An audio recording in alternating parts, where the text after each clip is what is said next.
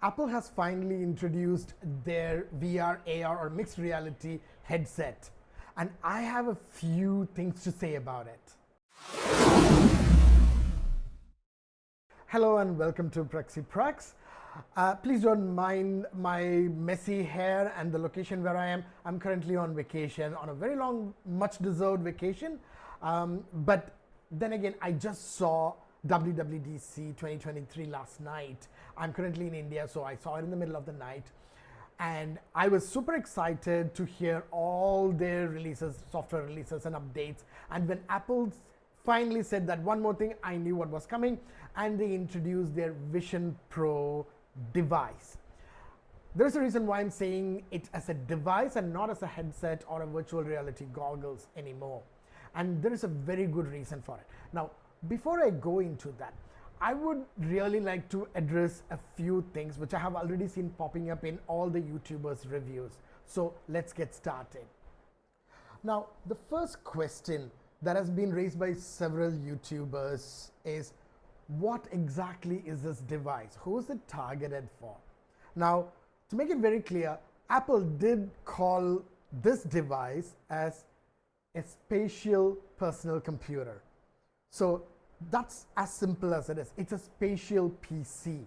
It's not your regular PC. It's not an iPad. It's not a mobile device. It's not an iWatch.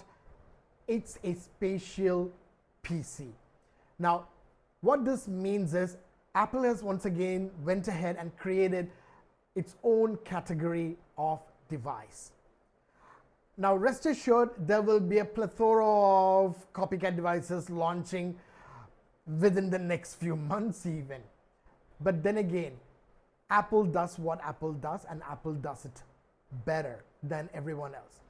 We have seen several AR gaming headsets, the Meta Quest, everything, which are more like, how can you say, like theme phones, like a particular device for a particular usage.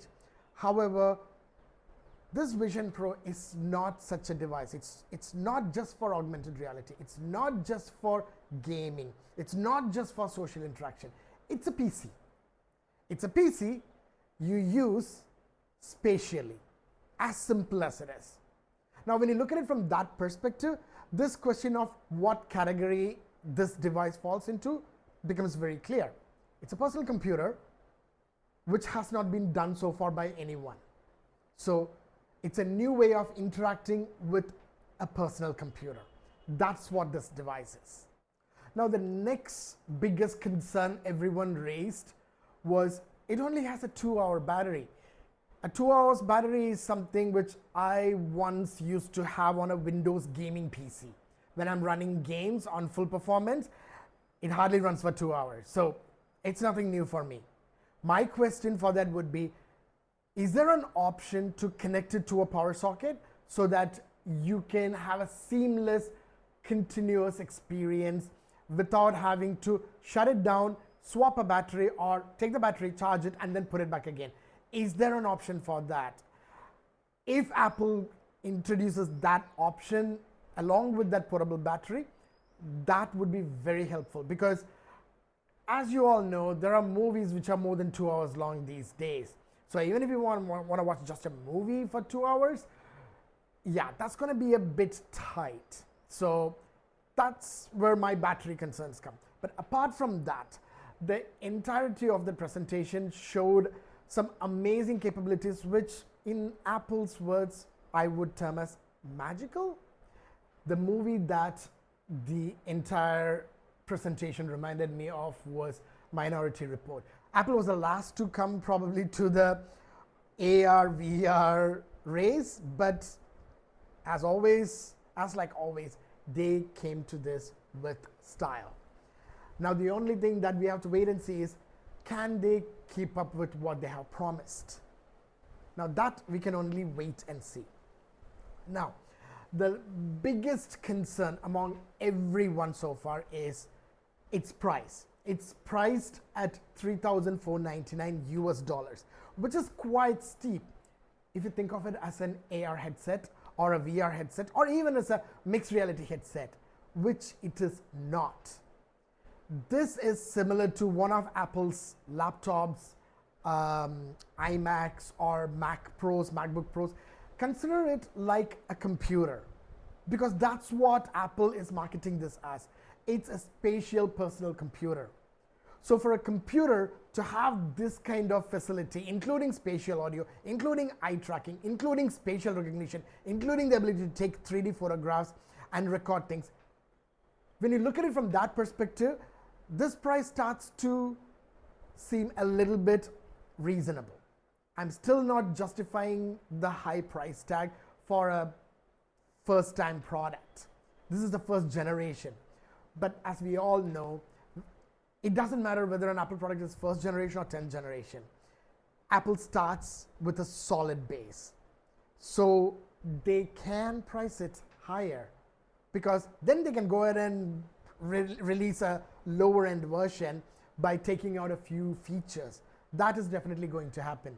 But they're doing this to showcase what they can do with the current technology.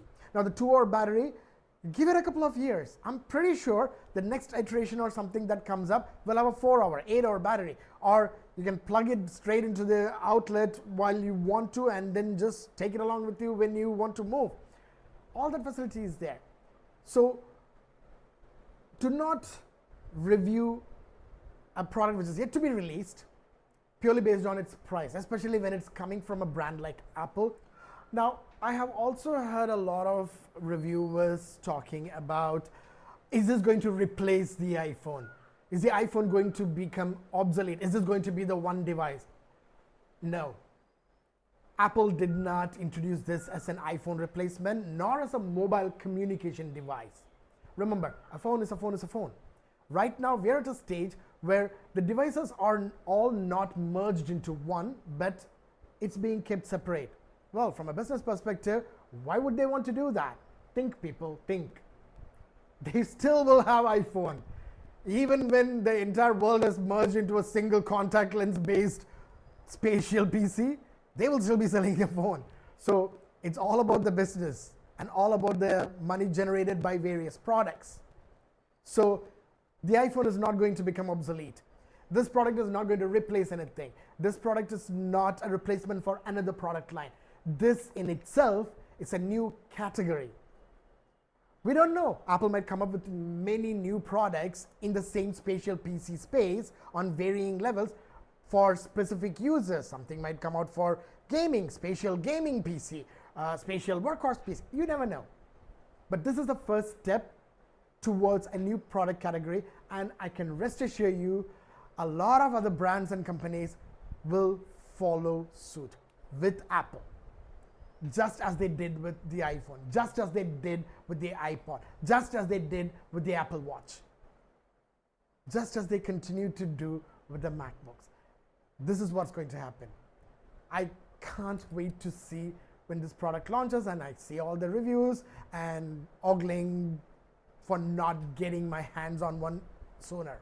But it also gives me the time to actually judge whether I can put my hard-earned money into this. Remember, I'm not a paid YouTuber. I do this for fun. It's a hobby for me. So I'm a very basic consumer. And I moved into the Apple ecosystem like hardly a couple of years ago. And I am never looking back at it. I hardly even use my Windows gaming PC anymore. That's what's happened to me. So I'm very excited to see what is in store with the new Vision Pro spatial PC. I just keep thinking headset. No, it's not a headset because that's what everyone has been saying. It's Vision Pro spatial PC. Get that into your mind, keep saying it so that you understand that this is a different category of personal computer, nothing else. Thanks for watching, and I will soon come back to you with another update, probably from my holiday. Until then, stay safe and have fun. Bye from PrexiPrax.